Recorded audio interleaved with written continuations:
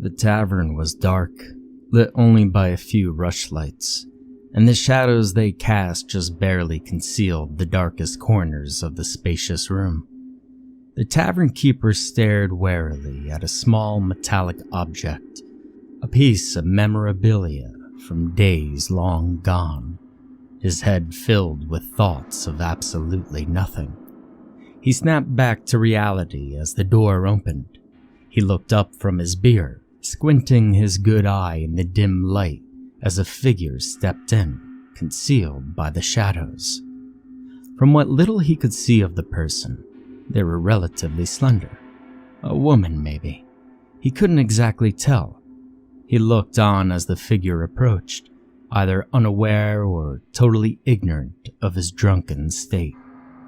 As they came closer, he noticed that it was a young girl, not exactly a woman, but not exactly a child either.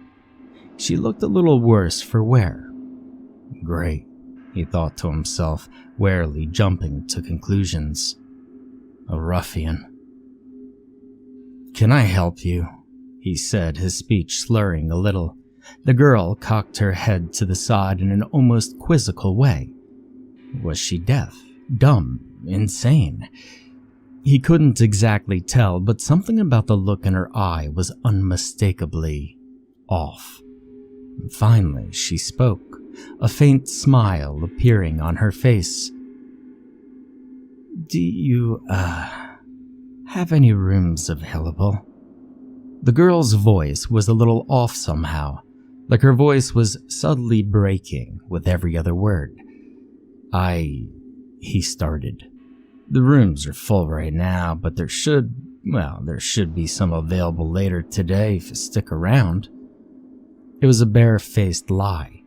He had a couple of rooms going, but he didn't like the looks of her, and something about her just seemed like bad news. "Oh, it's fine," she said with a wave of her hand. "I can come back." She continued to circle the bar, inspecting the room, yet for some reason facing him the entire time.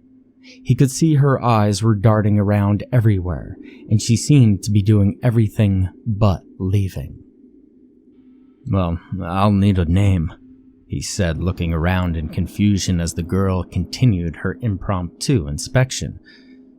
Just in case someone who looks like you shows up. "Who are you?" "Me?" she giggled. "What makes you think I'm not just another customer?" Well, come on," she chirped, leaning across the counter, and stopped abruptly just 2 feet from his face.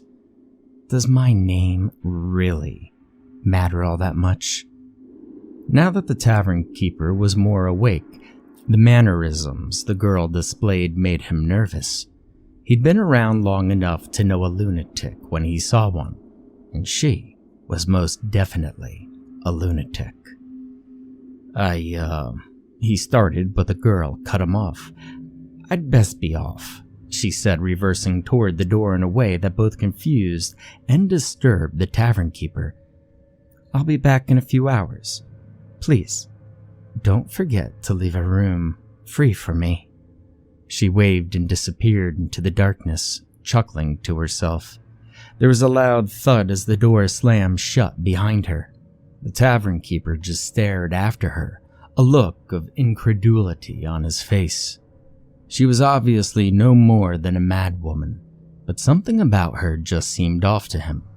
He buried his head in his hands as he realized something, which he'd somehow overlooked before. She was coming back later. "Damn and blast," he muttered to himself as he stared into the darkness. But then, a thought occurred to him. It was unlikely, but the idea kept at him until he began to seriously consider it. What if the girl had never left? He reached under the counter, groping around until he found a solitary candle. He grabbed it, set it down next to his beer, and lit it as he reached down to grab something else. Lifting the object up, He regarded the shining metal of the small blade he'd been looking at earlier. If that girl was still in here, and if she did have malicious intent, he'd be ready. The tavern keeper stepped forward as quickly as he could, but the wooden floor creaked too loudly for his comfort. The candle illuminated the nearest part of the room as he advanced. Waving the candle in front of him, he gasped as the light illuminated a limp figure on the ground. The girl. Her eyes were wide, staring blankly at the ceiling. The subtle rise and fall of her chest told him that she was still alive, but barely. The tavern keeper couldn't comprehend what had just happened. She was obviously deranged, yes, but he didn't exactly want her to die. He nudged her with his foot, trying to elicit a reaction. But as the girl fell forwards, he nearly screamed. There were bite marks along the lower right portion of the girl's back. The marks at the front almost seemed to have been by a single object, or by two, which were practically unified. The others were more like shallow cuts. As he looked at the wounds, which had since stopped bleeding, he started to realize that maybe the girl wasn't insane, but just delirious. He was about to take a closer look when the girl suddenly stirred. She let out a pained groan as her eyes fixed on the man. The same look which the tavern keeper had once mistaken for insanity was in her gaze. It wasn't insanity. It was fear. Hey, calm down, the tavern keeper said in a hushed voice. It's going to be all right. I'll call for help. He looked around frantically, trying to see if anyone else was still in the tavern. There was another man sitting at the table nearby. The guy had a strange shirt with indistinct symbols on the back. The tavern keeper rushed over and got the guy's attention, explaining the situation as best as he could. The man said, having heard about what had taken place. Well, it sounds to me like croakers, he said. The tavern keeper gave the guy a funny look, thinking he might have lost the plot or something.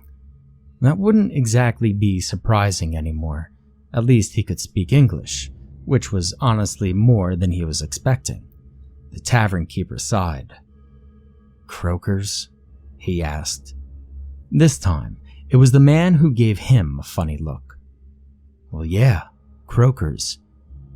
A few of the things have taken up residence in the nearby mountains. Does the girl have any bite marks? Bewildered, the tavern keeper began nodding. The man walked to the girl and looked her over, frowning as he saw the large bite marks at the front and muttering to himself. Well, the shape of the incisors matches up. The depth of the wound indicates. Can you stop prodding around the wounds on my back? The girl muttered, cringing in pain. It's not exactly the most pleasant experience. Oh, yeah, the man said, ignoring her and turning to the tavern keeper. Well, the wounds are only shallow.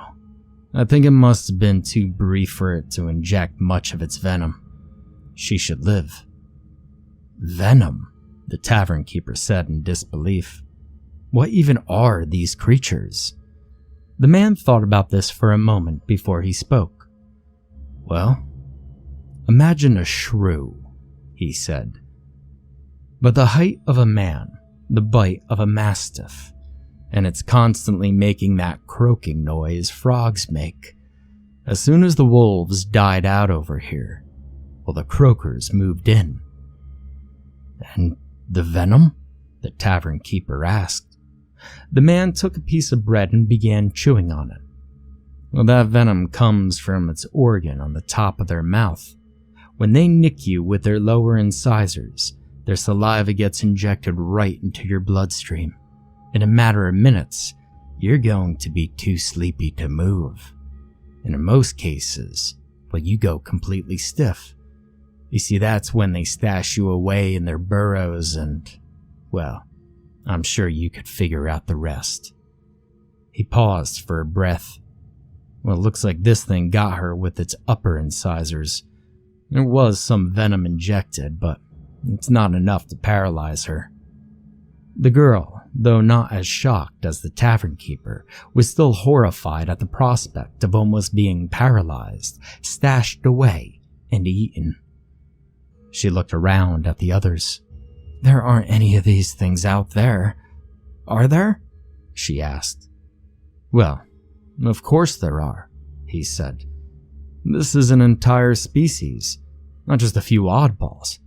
And I'll tell you what, those aren't the only ones we're going to see. If they know there's an available food source, they're going to exploit it. They have to be exterminated." The girl sat up straighter, wincing from the pain. "How do you know all of this?"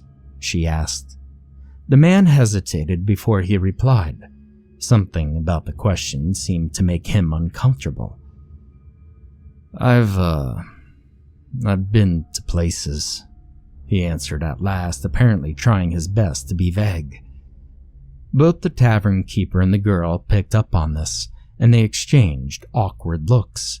The irony of the situation wasn't lost on the former. "Well, now I'm afraid we're going to need a bit more than that," the tavern keeper said. "How do we know whether to trust you? If you can't tell us how long you've known about these things, you haven't even given us a name." "Well, the name's Sebastian," the man said, gesturing at the two of them. "Now I've given my name. What are yours?" I'm Ada," said the girl. "My name's Finian," the tavern keeper said.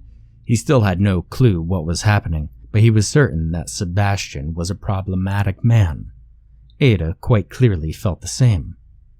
"So, what are you doing here anyway?" Sebastian smirked. "Well, I'm a traveler," he said, standing up straight.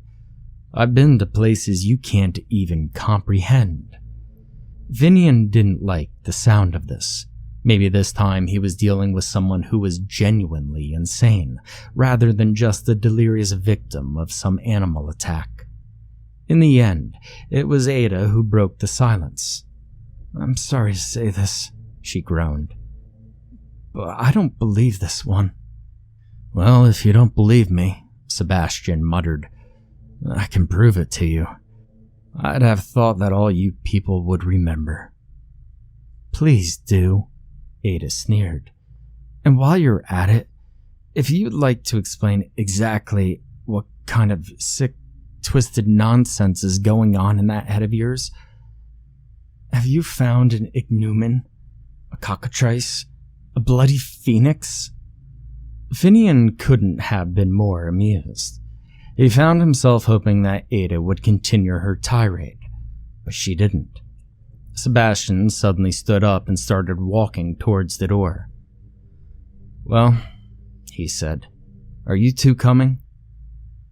"In case you've forgotten," Ada said, "I don't think I'm in the best condition to go on a long journey." Hearing this, Sebastian simply smiled. "Well, then we'll go by horse." The journey was a long one and arduous. There was something about this whole thing that Finian didn't understand. He'd heard of carriages transporting supplies, yes, but never people. Ada sat next to him, fidgeting uncomfortably in the chair and grimacing. Her wounds had been patched up with some sort of fabric. The whole affair was very odd. Finian knew that much. Sebastian sat in the front, occasionally turning to ask how Ada was. Most of the time, he couldn't see into the back of the carriage, and the only times he could be heard over the clattering of hooves was when he yelled. "You know," Ada whispered to Finian, "I don't trust this Sebastian guy. He seems a little strange to me." "Agreed," Finian whispered back. "Where'd he get all this stuff from?" "We're here," Sebastian yelled from the front, "and I heard everything you two just said. You wouldn't believe me if I told you." Ada and Finian exchanged glances as they started climbing out of the carriage. It was just as awkward to get out as it had been to get in, and it took a few moments, but Finian was relieved when his feet finally touched the ground. "So," Sebastian began, gesturing to the left, "what do you think?" As Finian looked, his eyes drifted to a large cave system. He glanced back to Ada, whose face had been suddenly gone rather pale. "You mean we're going in there?" she asked. "Well, that's right," Sebastian said. "Or at least I am. But you can stay behind if you want." He gestured towards Ada. "I highly advise you to hang back at the very least. You see, you've got open wounds and the smell might attract their attention." "You don't have to tell me twice," Ada said smugly, climbing back into the carriage. Sebastian turned to Finian, glancing towards the carriage briefly. "Are you doing this, or am I going to have to confront a giant, highly aggressive Eulipatifla alone?" Finian didn't exactly know what to say. He didn't even know what a Eulipo whatever was, but he just nodded without saying a word.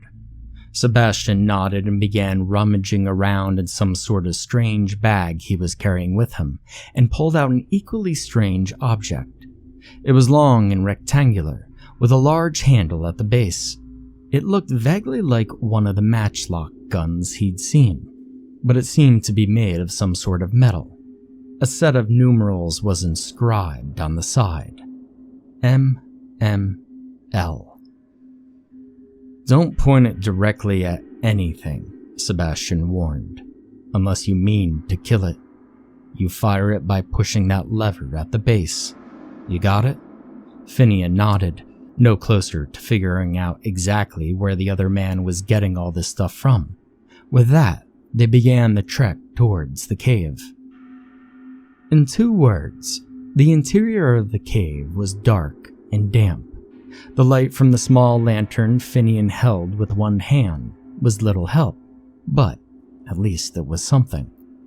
There was a fetid stench of rock coming from further in the cave, which only intensified as they walked closer and closer, and now Finian was getting anxious. "If you hear croaking," Sebastian whispered, "you tell me." Unnerved by this vague statement, Finian nodded and tried to remain calm as they continued. He could hear his own heart beating loud and fast. That wasn't much consolation to him. He wasn't cut out for this. He hadn't been ever since the start of the war between his country and France about 20 years ago. To think that things were so simple until Ada walked in, he said to himself. There was suddenly a loud noise from deeper in the cave, like a low-pitched belch, interspersed with a series of high-pitched clicks.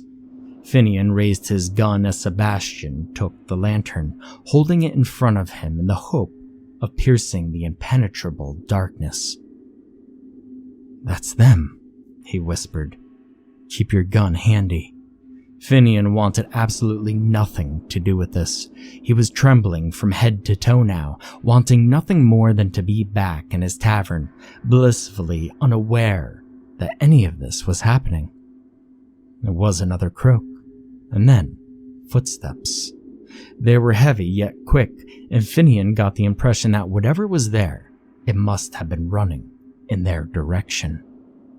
A fear unlike anything he had ever felt, that horrid fear of the unknown, overtook him at that moment.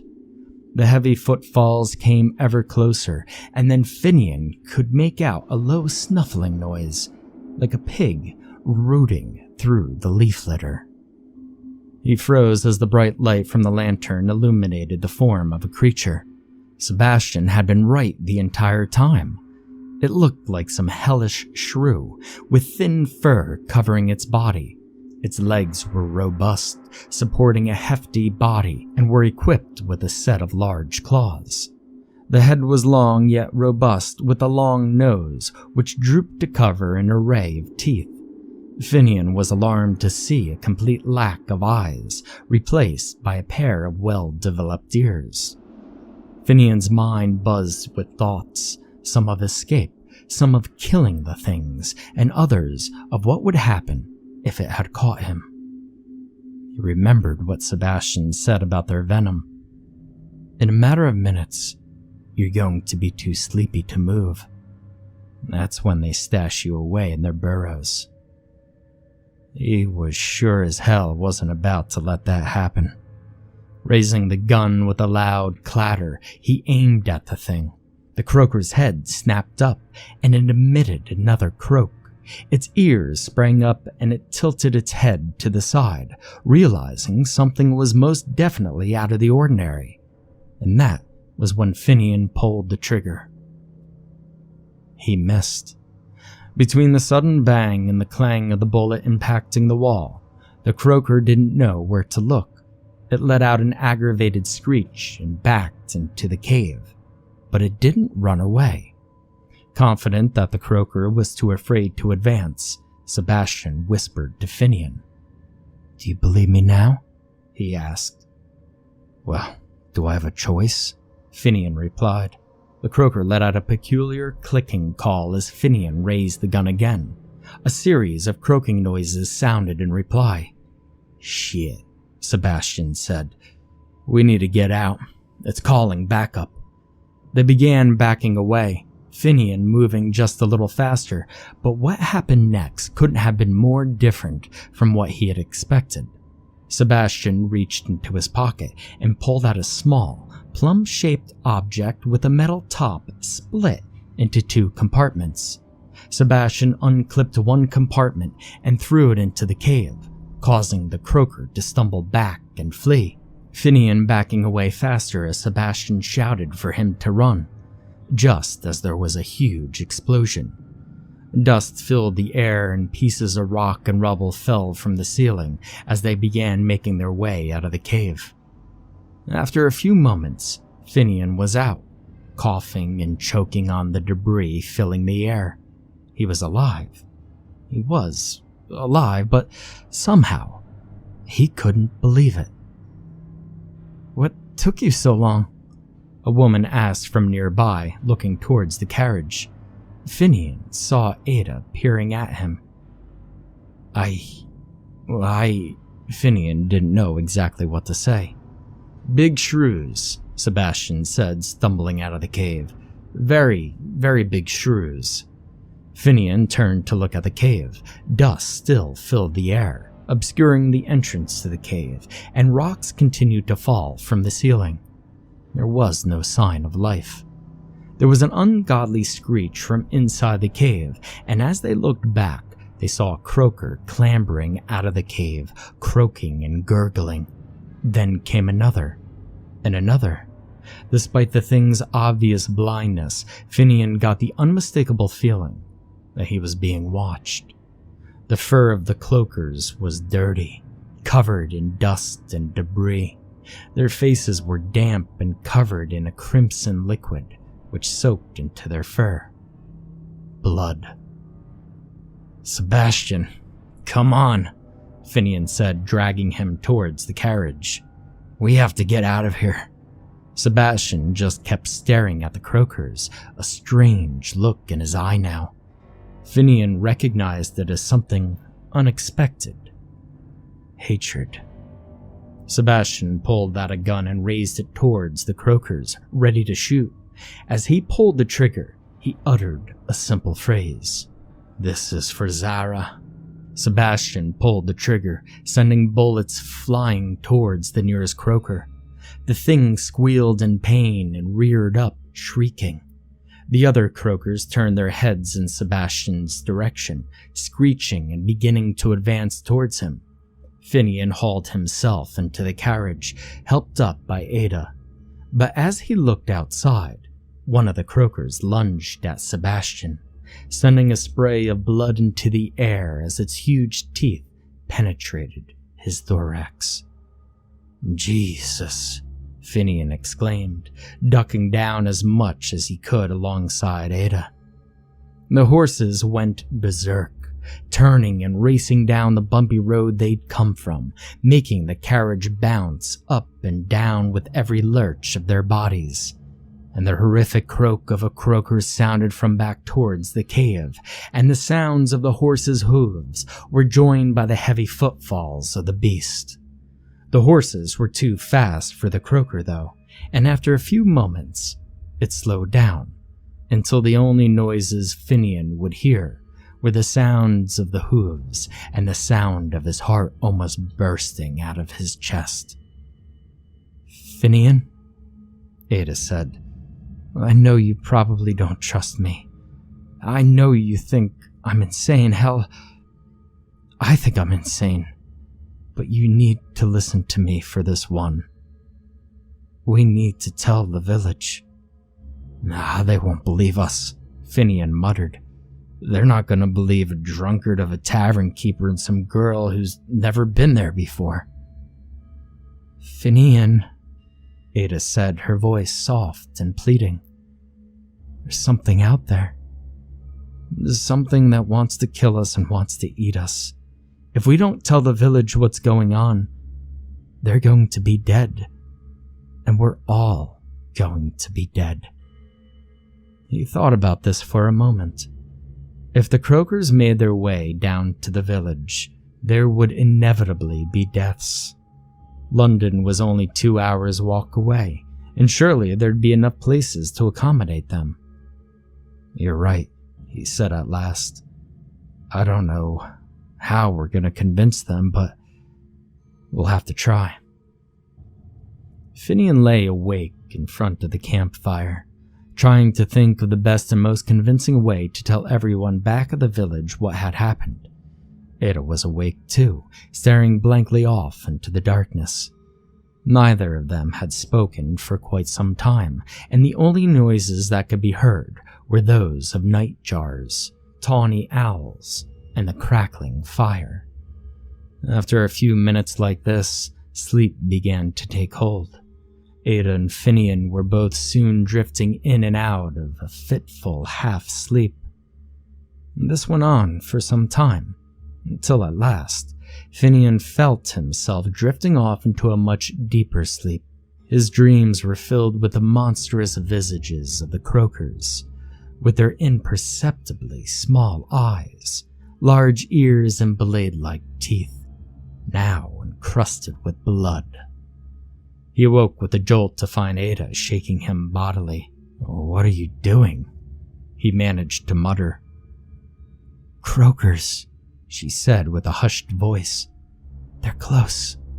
Finian's eyes darted open, and he saw the dim light of sunrise filtering in through the forest. Ada was up on her feet and had moved behind Finian.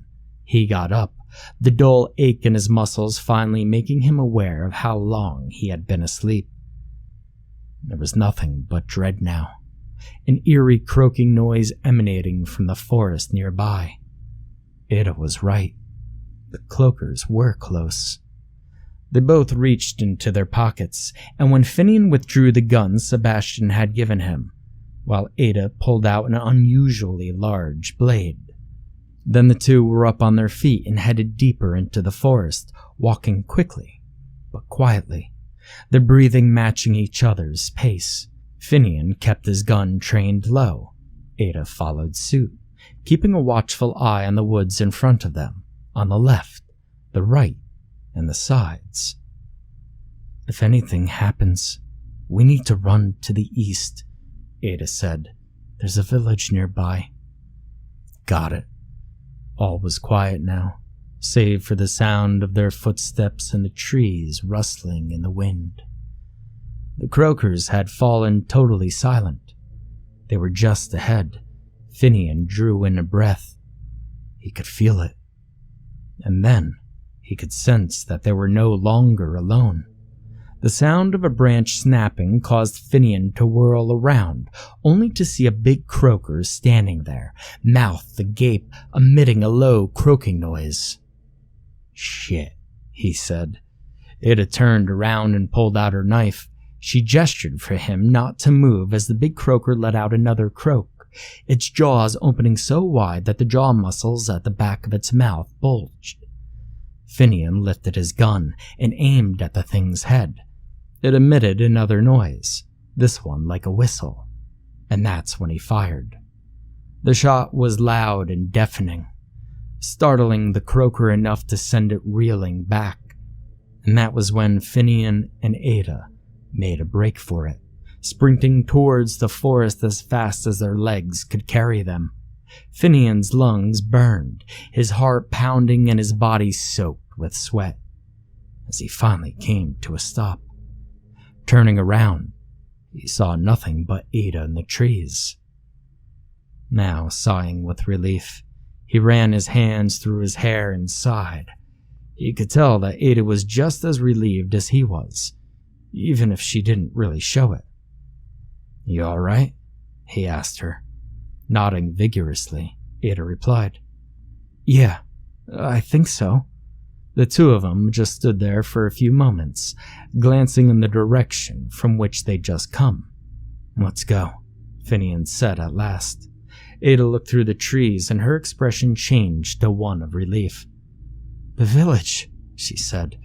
"It's over there." With a final glance at one another, they began the trek to the village. Finian sat alone in the tavern, deep in thought just as he had at the beginning of this whole mess. His head was buzzing with clear thoughts for once, and as he stared blankly ahead, he kept trying to decide what to say, and how. The door suddenly opened, making him jump and turn his head. He sighed in relief as he realized it was just Ada. "How are you doing?" she asked tentatively. Good, Finian said. "And you?" Ada nodded as she walked in, closing the door behind her and leaning against the wall. She grimaced as she accidentally put pressure on the wounds on her back. "So, is there any reason for this unexpected visit?" Ada gave a slight smile of self-satisfaction. "That name on Sebastian's back?" she said, looking at Finian. "I think I know what it means. My dad taught me how to read the Latin alphabet when I was younger." "Oh?" said Finian, intrigued. "What is it?" "It's the Latin name of a god from Greek myth, Saturn." "And the god's other name?" Ada smiled as the realization seemed to sink into Finian's mind. "Cronus."